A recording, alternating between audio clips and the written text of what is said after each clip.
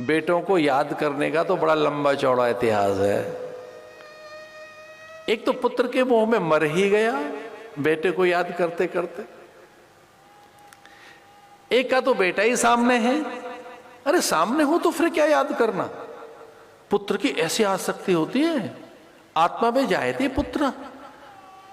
मूलतः हम अपनी संतानों से प्रेम नहीं करते, अपने से ही कर रहे हैं। वो हमारा ही अंश है, हमारे ही वीर्य रज का विस्तार है। अगर आपको अपनी संतान से आसक्ति है और मोह है तो सच मानिए उससे नहीं है, अपने से है। वो कुछ और नहीं है, वो हमसे ही, हमारे रक्त मज्जा मांस मैद रुधिर और वीर्य से निचुड़कर वो एक अलग तरह से सत्ता है। वो हमारा ही एक्सपेंशन है। अपनी चीज से ही लाल लड़ा रहे हैं, खुद से उसी के कपोल छू रहे हैं, उसी के माथे पर चुम्बन जड़ रहे हैं, उसी को अंक में भर रहे हैं। उसकी तोतरी बात हमें कितनी अच्छी लग रही है, उसकी या अपनी? अपना ही तो अंश है। उसकी हर उल जलूल बात हमें अच्छी लग रही है। जिसने कभी दुष्कर्म नहीं किए, ऐसा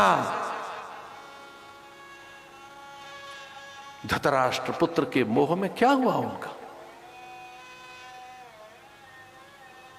एक का तो पुत्र सामने है, सुखदेव मुनि सामने ही तो है व्यास के, लेकिन पुत्र के मोह के कारण पीछे भाग रहे हैं।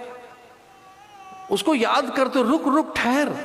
और एक के तो प्राण ही चले गए। कौन? दशरथ। उनके तो प्राण चले गए। कितना गहरा श्राप था मुनि दंपति का। वे अंधे मुनि दंपति श्रवण कुमार के माता पिता, इतना भयानक श्राप दिया उन्होंने कि अंतिम समय में बेटे के वियोग में प्राण जाएंगे। जब आप मरेंगे तो आपकी सदगति नहीं होगी। तो कितना ही बड़ा जयी हो, पराक्रमी हो, पुरुषार्थी हो, यज्ञ करने वाला, इतना बड़ा संकल्प तेरा राजन कि किसी भी पल आप स्वर्ग में पहुंच सकते हैं। न केवल स्वयं, पूरी सेना को लेकर, पूरी प्रजा को लेकर। इतने पुण्य हैं आपके, पूरी अयोध्या वहां बसाई जा सकती है। और इतने पुण्य हैं आपके कि आप सामान्य व्यक्ति को भी इंद्र बनाने का अधिकार रखते हैं। देव भयभीत थे, चकित थे कि जिस व्यक्ति को हमने बुलाया है स्वर्ग की सुरक्षा के लिए, अपने प्राणों की रक्षा के लिए, ये सामान्य पुरुष नहीं है, ये दशरथ है। और दशरथ किसी सामान्य व्यक्ति के मस्तक पर भी तिलक कर दे और उसे इंद्र बना दे तो हमें मान्य होगा। इतने पुण्यात्मा है ये, किसी के भी मस्तक पर हाथ रखकर उसे पुण्यात्मा बना सकते हैं, उसमें इंद्र जैसी योग्यता पैदा कर सकते हैं। ये इतने बड़े हैं। लेकिन जब मुनि दंपति ने श्राप दिया और ये कहा कि जैसे हम अपने पुत्र के वियोग में प्राण त्याग रहे हैं, तो तेरे भी प्राण तेरे पुत्र के वियोग में ही जाएंगे। क्योंकि मरते हुए श्रवण ने यही तो बात कही। दशरथ का तीर वो अपनी वक्षस्थल से निकाल रहे हैं, रक्त का फव्वारा। उन्होंने कहा था मेरे माता पिता प्यासे हैं, अंधे हैं, बूढ़े हैं, प्यास से बहुत व्याकुल हैं। अरे जो भी है, जिसने भी मेरे प्राण लिए हैं, अरे हत्यारे, तेने मेरे अकेले के प्राण नहीं लिए, तेने 3 लोगों के प्राण लिए। मेरे भी तो माता पिता अब प्राण त्याग देंगे, अब वो भी तो जीवित नहीं रहेंगे। मेरे मरण का समाचार सुनकर वो भी प्राणांत कर देंगे, पर वो प्यासे तो न मरे कम से कम। मेरे माता पिता को जल दे देना। वो कलश लेकर दौड़े थे दशरथ, और एक अपरिचित आहट सुनकर, एक अपरिचित स्पर्श उनको हुआ कि कौन है जो कलश लेकर आया है। और उन्होंने कहा नहीं नहीं, हम अपने पुत्र के हाथ से जल पिएंगे। हमारे पुत्र का क्या हुआ?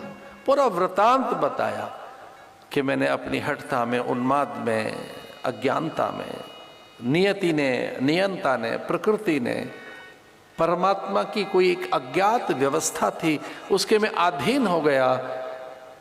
अकारण ही मैंने आपके पुत्र के प्राण ले लिए हैं। मुनि दंपति ने उन्हें श्रापित किया था कि ये सच है, आप पुण्य आत्मा है, धर्मात्मा है, लेकिन जैसे हम अपने प्राण त्याग रहे हैं, आप भी पुत्र के वियोग में ही प्राण त्यागेंगे। और दशरथ मरते समय 6 बार राम बोलते हैं, लेकिन राम नहीं, पुत्र को याद करते हैं।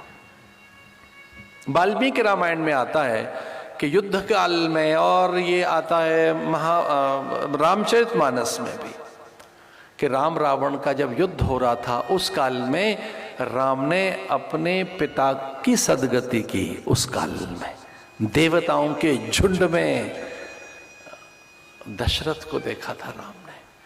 ब्रह्म की दृष्टि अपने पितृ पुरुष पर गई और कुछ पल के लिए राम परमात्मा बनकर जब अपने पिता को देखते हैं तो सदगति हुई पिता की। युद्ध के मैदान से सदगति दी अपने पिता को। वो ब्रह्म भी तो है, वो ईश्वर भी तो है। ईश्वर की दृष्टि गई है, बेटे की नहीं, राम की दृष्टि। राम ने अपने दृष्टिपात से दशरथ को स्वर्ग से मुक्त किया है। बहुत कष्ट हुआ राम को कि मेरा पिता होने पर ये केवल स्वर्ग में फंसा हुआ है, स्वर्ग में धसी हुई आत्मा केवल स्वर्ग में। स्वर्ग में तो बहुत बार मेरे पिता गए, अनेक बार स्वर्ग को सुरक्षित किया उन्होंने। जो सदगति मुझे मां को देनी है वो मुझे पहले पिता को देनी चाहिए, क्योंकि पिता ने मेरे वियोग में प्राण त्यागे हैं। इन्हें मैं बताऊं तो सही कि मैं केवल पुत्र नहीं हूं। तो अपने इस तत्व से उन्होंने अपने दृष्टिपात से, और ऐसा ये एक शाक्त ग्रंथों में लिखा भी है कि कभी कभी गुरु शक्तिपात भी करते हैं, कभी कभी देव दृष्टिपात से, महापुरुषों की दृष्टि से ही कई बार एक अज्ञात द्रव्य का स्राव होता है।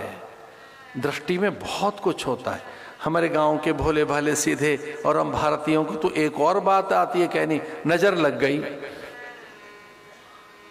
अभी पता नहीं क्या चीज है। एक कोई हमसे पूछ रहे थे झाड़ फूंक क्या होती है। हमने कहा झाड़ फूंक तो मैं जानता हूं, वो क्या है। हमने कहा जब आंगन में हम खेलते थे और धूल धूसरित हमारे गात हो जाते और कभी हाथ में चोट लगती तो माँ हमारे कपड़े झाड़ती, ये तो झाड़ है, और यहाँ फूंक मारती, ये फूंक है, इसका नाम है झाड़ फूंक। कपड़े झाड़ देते, फूंक मार देते। छोटा बच्चा ऐसे हाथ दिखाता है, यहाँ चोट लगी है, माँ हौले से फूंक मारती है। उसके पवन, उसके प्राण, उसमें से आत्मीयता, माँ के ओठों में तो अमृत है भाई। उसकी फूंक में आत्मीयता, अनुराग, माँ में किस तरह की संजीवनी, इसी को तो झाड़ फूंक कहेंगे। पर मनोविज्ञान ये कह रहा है, चिकित्सा विज्ञान ने ये बात कही है कि नेत्रों में अलग प्रकार का एक द्रव्य होता है और वो द्रव्य हमें आकर्षित करता है। उसमें करुणा, विस्मय, कुतूहल, जुगुप्सा, घृणा, ग्लानि, औदार्य अथवा काम, उसको हम झुठला नहीं सकते। काम रहता है नेत्रों में।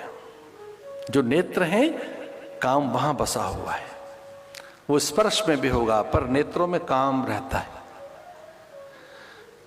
काम वहीं रहता है नेत्रों में। एक ने तो अपनी आंखें फोड़ ली, किसी एक ब्रह्मचारी ने, कि नेत्रों ने बहुत गलत देखा है, मैं आंखें ही फोड़ लूंगा।